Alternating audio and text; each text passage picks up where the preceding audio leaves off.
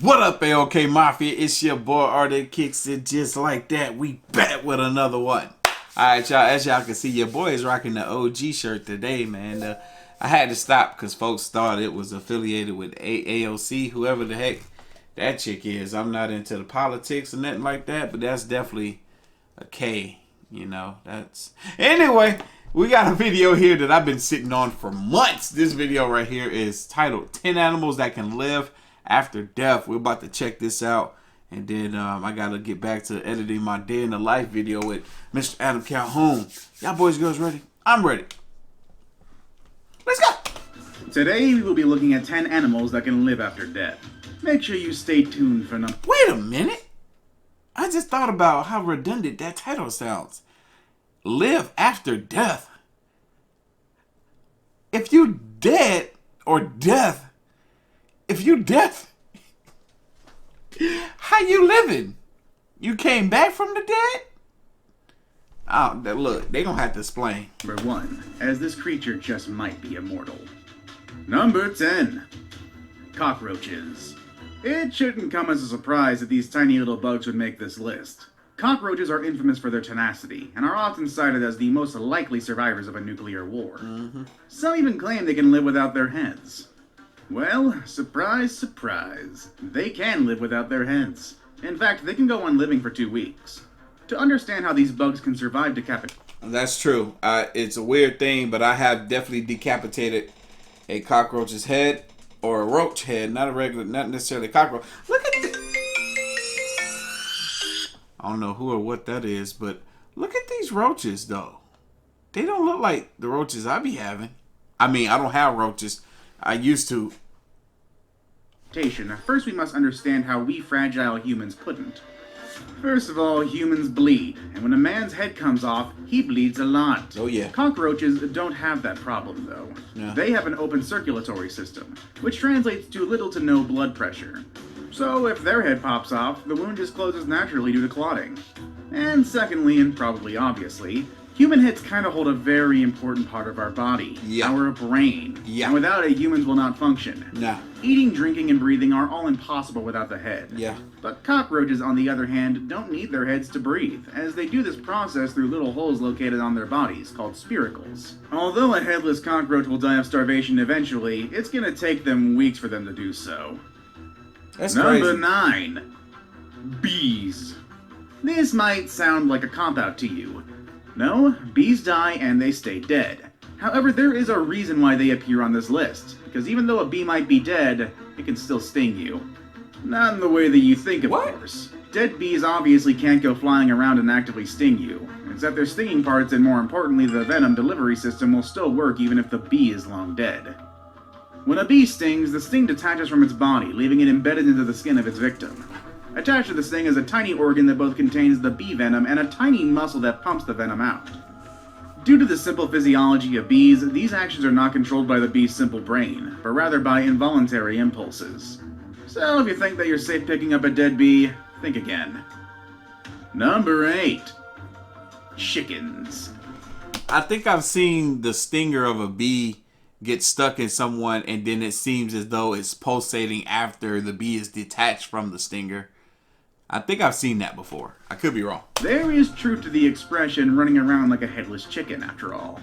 Yeah, ask any farmer and they'll tell you, chickens can still run around with their heads cut off. And there's a very simple reason for this, and it's not because chickens are zombies. No, the reason is, believe it or not, human error. This error happens to be a butcher's error, to be more specific. You see, a chicken's central nervous system is very different from us humans. Some basic bodily functions are controlled not by the brain itself, but by certain parts of the brain stem. So, what does this all mean? Well, if a butcher chopped a chicken's head to high, most of the time it's just the forebrain of the chicken that comes off with its head, leaving the brainstem and the cerebellum quite intact. In fact, if the butcher also misses the jugular, not only will the chicken continue to move, it sometimes can still breathe.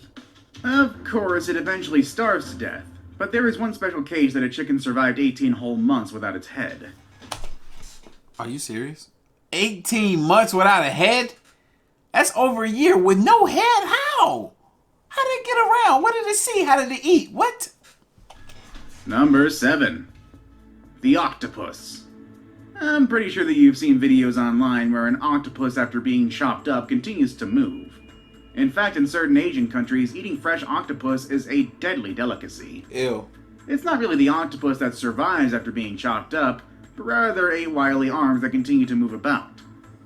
And it's these 8 arms that usually get stuck in someone's throat, resulting into a very bad day.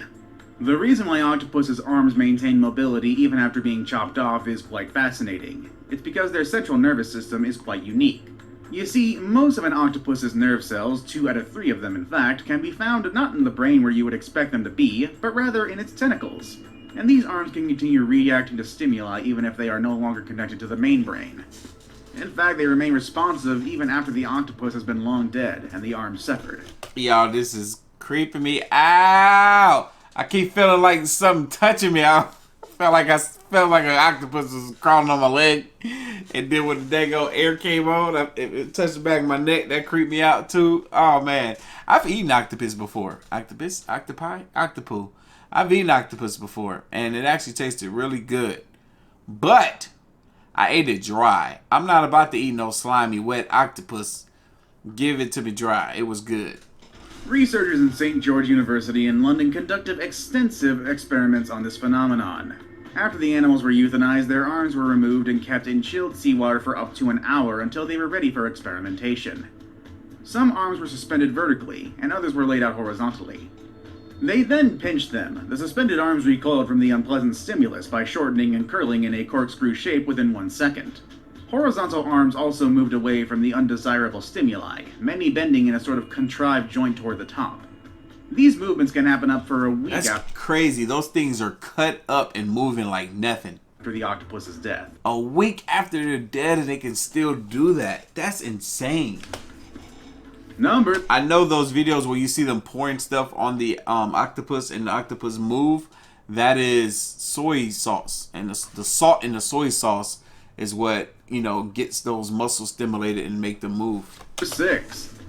Salamanders. These are so If you're dope. going to come up with a list of animals that stubbornly continue to live even after apparent death, you'll be hard-pressed not to include the salamander. This animal has always been synonymous to long life and immortality. It's even revered by people who believe in magic, believing that the amazing regenerative powers of this animal can be considered paranormal. Salamanders have the uncanny ability to regenerate any part of its body that has been chopped off. More amazingly, these regrown parts actually function the same as, or in some cases, even better than I've never seen this kind of salamander before. I'm over here confused. I'm like, what is this? the original parts. This is mainly because of a special protein found in salamanders, which facilitates the replication of cells. This protein can also be found in humans, but in smaller quantities, and they help us heal from our wounds. Yeah. So does this mean that we can soon regenerate severed limbs? Well, we're not quite there yet. But scientists are continuing to study salamanders and how their unique ability can benefit humans in the future. Man, the fools grow freaking bones and everything. Number 5. Frogs.